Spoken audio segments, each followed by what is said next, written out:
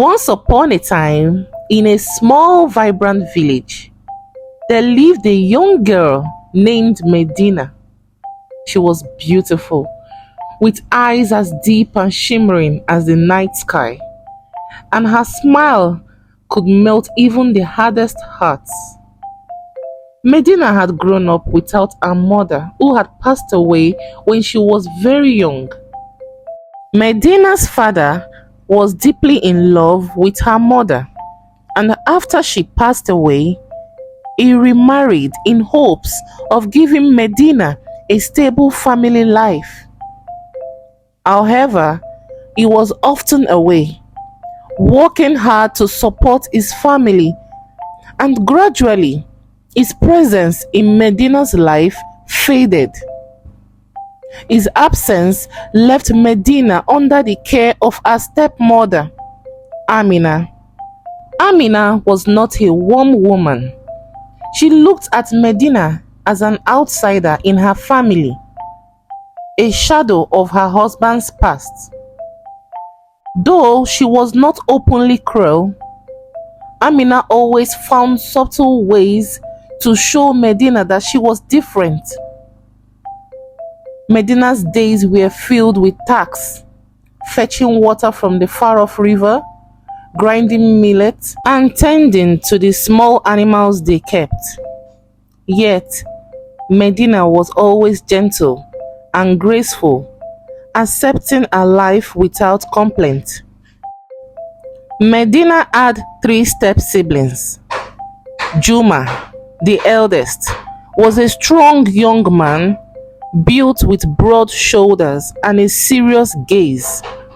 He rarely spoke to Medina and saw her more as a servant than a sister. When she would ask him for help or try to speak with him, he would dismiss her. Also Zara, who was only a year older than Medina. Sometimes they laughed together, but there was a sharpness in Zara's heart. She was envious of Medina's beauty, and sometimes that jealousy would slip into her voice, tainting her words with bitterness. "Why does everyone say you are so pretty, Medina?" Zara would ask with a fake laugh. "Beauty doesn't make you special." And Medina would only smile, hoping that one day Zara would see her as a friend, not a rival. Then Bako, the youngest, was a curious child of about 7. He was small and mischievous, always climbing trees or chasing after the chickens. Unlike his older siblings, Bako adored Medina. He would follow her around, pulling on her dress, asking her to tell him stories. Medina cherished Bako, for he was her only companion, the one who made her laugh when she felt alone. One raining evening, as Medina was returning from the river, an old woman appeared on the path. She had a face covered in wrinkles and eyes that held a strange glow. The woman wore a robe as dark as night, and when she spoke, her voice was soft but haunting. "Medina," the woman whispered, though Medina was sure she had never met her before. "You are special, child, but be wary. Not everyone who smiles at you wishes you well." Medina startled and stepped back, clutching her water pot. "Who are you?" she asked, her voice trembling.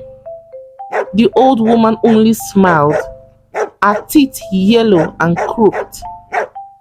"Beware of those who look at you with envy. Not all beauty is a blessing." But before Medina could respond, the woman vanished into the darkness.